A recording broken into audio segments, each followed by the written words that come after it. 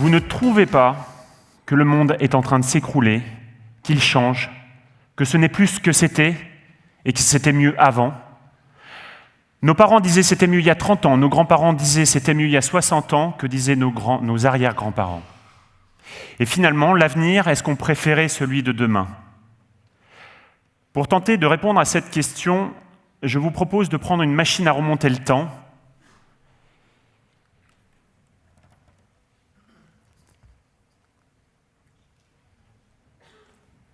Excusez-moi. Et donc, il n'a jamais été aussi facile de se déplacer, jamais aussi aisé et accessible de communiquer avec ses proches.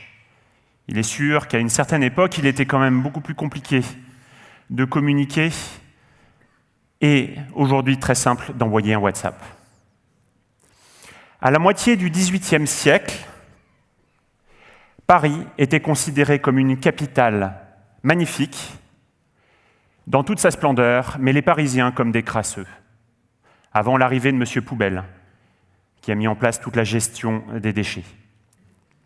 Vous, mesdames, c'est en 1944 que vous avez pu enfin vous exprimer politiquement, et ça fait à peine 50 ans que vous avez la possibilité de travailler avec notre autorisation. Il y a encore des progrès à faire. Enfin, et c'est beaucoup plus difficile, à la moitié du XVIIIe siècle, toujours, un enfant sur deux avait la possibilité de souffler sa 10e bougie. Et l'espérance de vie était de 25 ans. Alors je ne veux pas vous pourrir la soirée, mais comme vous pouvez le constater, ce n'est pas aussi catastrophique que ça. Je vais vous parler de moi. En 2006, j'ai accompli mon rêve d'adolescent, c'est-à-dire entreprendre. J'ai donc racheté mon entreprise à l'âge de 28 ans dans le secteur du VDL, véhicule de loisirs, ni plus ni moins que les camping-cars, les caravanes et les mobil-homes. La reprise s'est très très bien passée, grosso modo jusqu'au premier jour. Et oui, jeune, ambitieux, mais je n'avais pas une grande connaissance de l'entreprise. Je pensais qu'elle se gérait derrière un ordinateur et avec un bon costume-cravate. Et avec caricature, évidemment, il est très très difficile de communiquer en costard-cravate avec un client qui arrive en tongs, en short et en marcel. J'ai mis 6 mois pour m'adapter. 6 mois pour changer, pour comprendre qu'une entreprise ne se gérait pas derrière un ordinateur, et 6 mois pour comprendre qu'il fallait aussi une tenue vestimentaire. Donc j'ai donc troqué mon costard contre un jean et une chemise. Après ce basique changement est arrivé 2008. L'hécatombe, le séisme, le tsunami. Notre marché a perdu plus de 20%. Les concessions sont tombées les unes après les autres. L'action Trigano, entreprise qui est un acteur majeur dans notre marché, est passée de 45 € à 4 €. Et là, quand j'allais aux conventions, tous mes confrères me disaient « Oh, mais Julien, mais c'est la panique, qu'est-ce qu'on va faire? Qu'est-ce qu'on va devenir? Ça a toujours marché pendant 30 ans. » Et moi, au fin fond de moi, je me disais « Mais c'est génial, Julien, tu as une chance énorme. Tout ce que tu as mis en œuvre depuis 2 ans, tout ce que tu as cru bon de changer, eh bien, tu vas pouvoir l'appliquer et de justifier que ce n'est pas une crise, mais une simple mutation. » J'ai eu la chance d'avoir 4 collaborateurs qui ont cru en ce jeune entrepreneur. Aujourd'hui, ces 4 collaborateurs sont devenus 85 collaborateurs.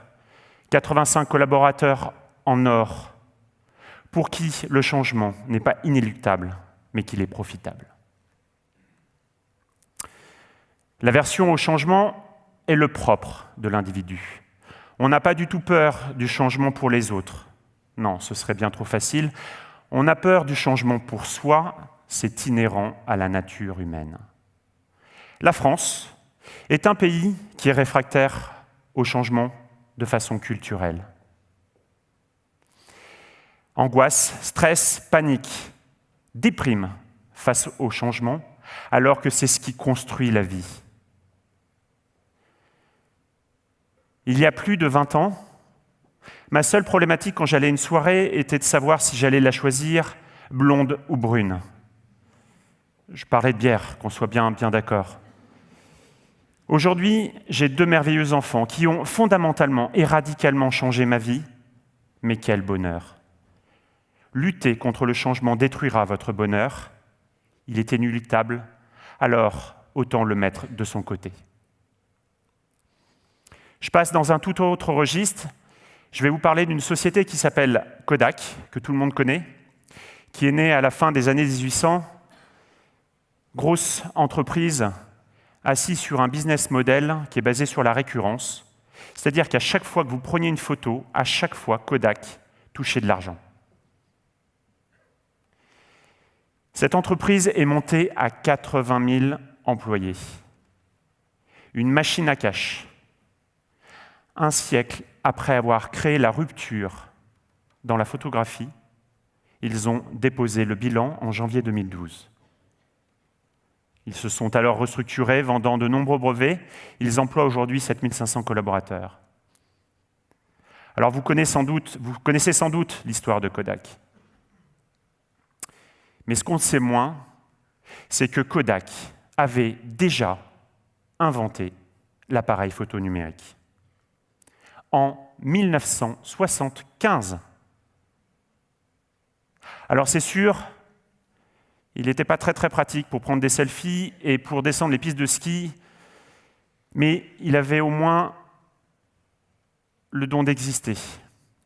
Et c'est en 1989 qu'il est sorti tel qu'on le connaît aujourd'hui, avec une carte mémoire, avec son autonomie, sa batterie. Tout ça pour dire qu'il est beaucoup plus difficile de s'adapter que d'innover.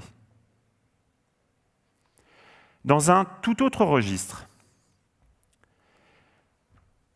l'iMac, quand il est sorti,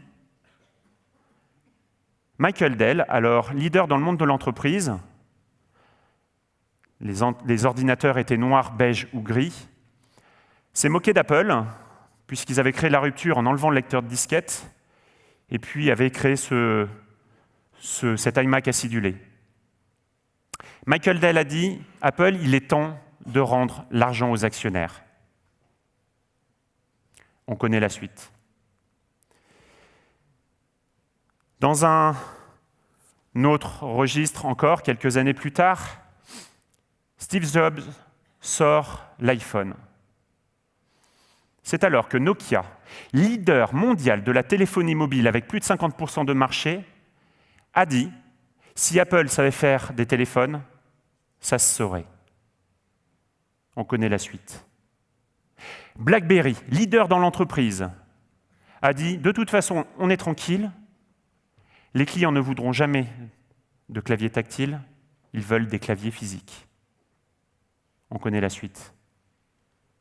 Steve Ballmer, alors patron de Microsoft, se gaussait d'Apple en étant très content de sa stratégie et a dit « Aucun client ne voudra acheter un téléphone plus de 500 $.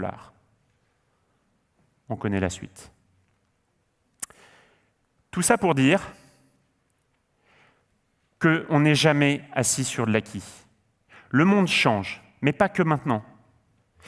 Il a bougé, il bouge, et il bougera toujours. Alors je ne sais pas ce qu'on sera dans 10 ans, et je trouve que c'est plutôt une bonne nouvelle, mais il faudra être prêt. Oui, peut-être que nous mangerons des pizzas qui sortiront d'une imprimante. Oui, peut-être que nous ne conduirons plus de véhicules. Oui, peut-être que nos enfants seront gardés par des robots. Et oui, peut-être que nous serons surveillés en permanence par des drones.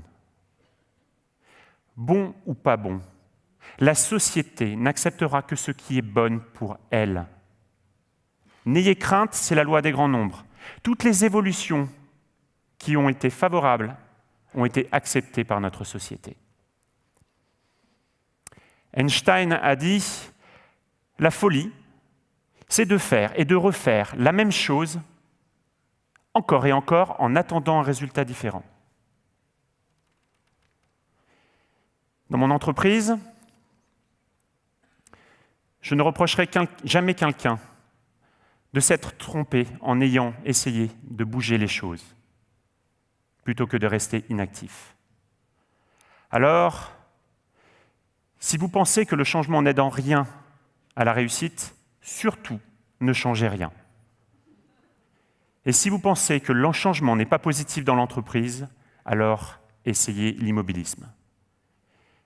Je finirai sur une citation de Darwin qui dit que les espèces humaines les plus fortes et les plus intelligentes ne survivent pas. Ce sont celles qui s'adaptent le mieux au changement. Merci.